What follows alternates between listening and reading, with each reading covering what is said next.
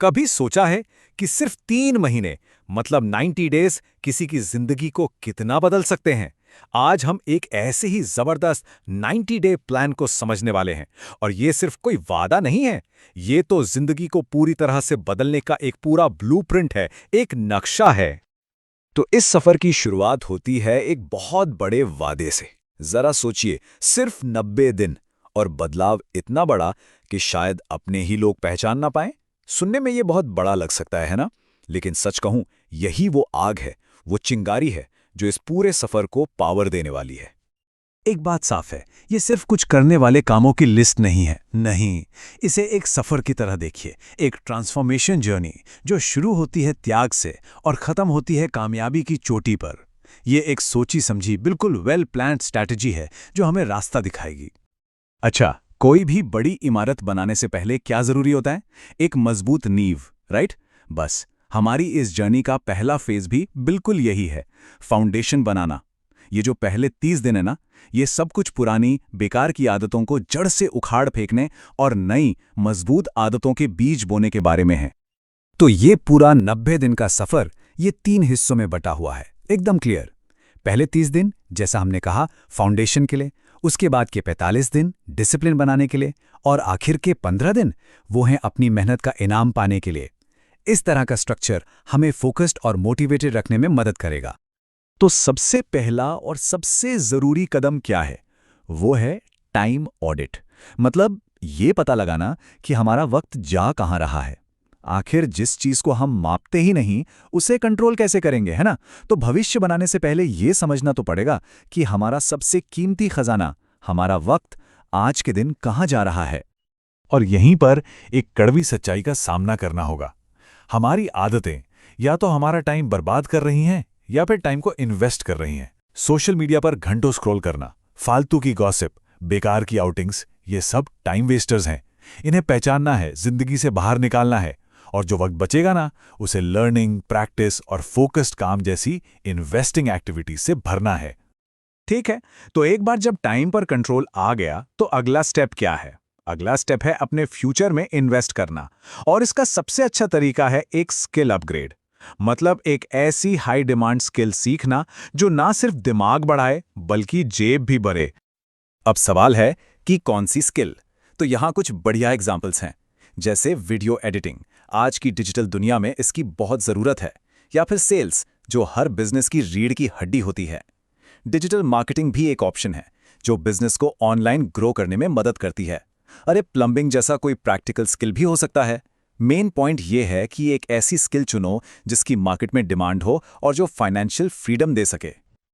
और जानते हैं इसमें मास्टरी हासिल करने का फॉर्मूला कितना आसान है? बहुत ही सिंपल। हर रोज बस 1 घंटा सीखने पर और 1 घंटा प्रैक्टिस पर लगाना है। ये जो 2 घंटे का रोज का इन्वेस्टमेंट है ना, ये बिल्कुल कंपाउंड इंटरेस्ट की तरह काम करता है। कुछ ही हफ्तों में एक बिगिनर भी एक काबिल प्रोफेशनल बन सकता है।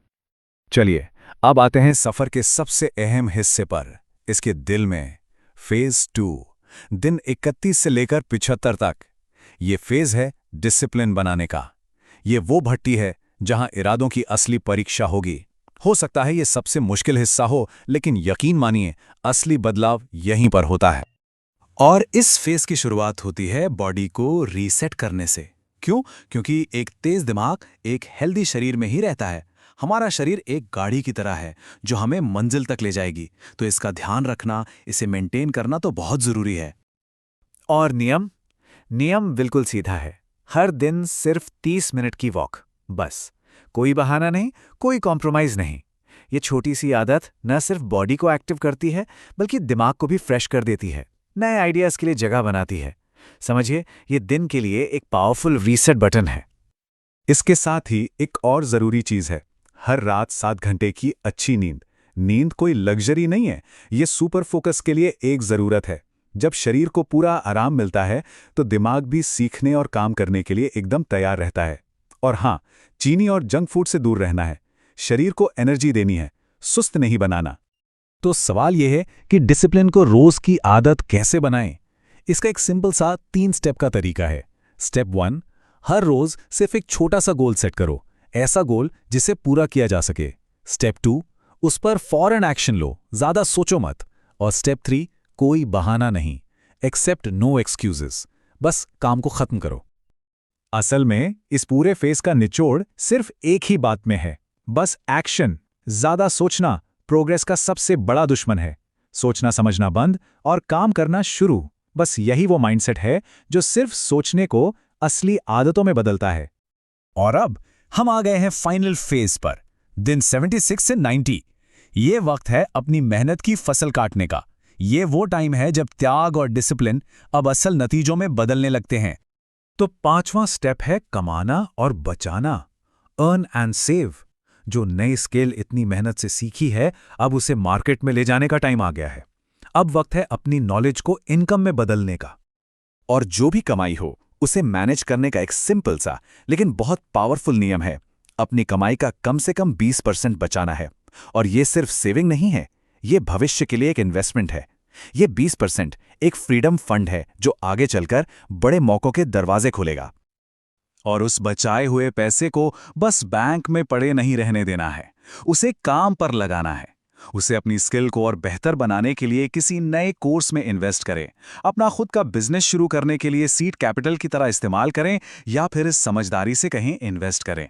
मतलब अपने पैसे को अपने लिए काम करने वाली एक फौज बनाइए। तो इन 90 दिनों की जबरदस्त मेहनत का फाइनल रिजल्ट क्या है? देखिए, ये कोई शॉर्ट टर्म फायदा नहीं है। ये एक ऐसा सिस्टम बनाने के बारे में है जो हमेशा काम आए, जिंदगी भर की जीत के लिए एक मजबूत बुनियाद। ये समझना बहुत जरूरी है कि ये सब चीजें आपस में जुड़ी हुई हैं, एक चेन की तरह। त्याग से आता है डिसिप्लिन, डिसिप्लिन से बनती हैं आदतें, और आदतें ही आखिर में जीत दिलाती हैं। इस चेन की हर कड़ी उतनी ही जरूरी है जितनी की दूसरी। और आखिर में ये पूरा का पूरा प्लान एक बहुत ही पावरफुल इक्वेशन पर आके टिक जाता है। 90 दिन का सैक्रिफाइस बराबर है लाइफ टाइम की जीत। ये एक ऐसा इन्वेस्टमेंट है जिसका रिटर्न बहुत बड़ा है। ये हमें याद दिलाता है कि थोड़े समय का दर्द लंबे समय के फायदे के लिए होता है। तो इस पूरी बात को एक आखिरी सवाल के साथ खत्म करते हैं। इस जबरदस्त सफर के बाद 91वां दिन कैसा दिखेगा? जरा कल्पना कीजिए, एक नई कीमती स्किल, एक एनर्जी से भरी बॉडी और एक लेजर शार्प फोकस वाले दिमाग के साथ सुबह उठना। उस दिन क्या कुछ हासिल नहीं किया जा सकता? सच तो यह है कि उस दिन संभावनाएं अनंत होंगी।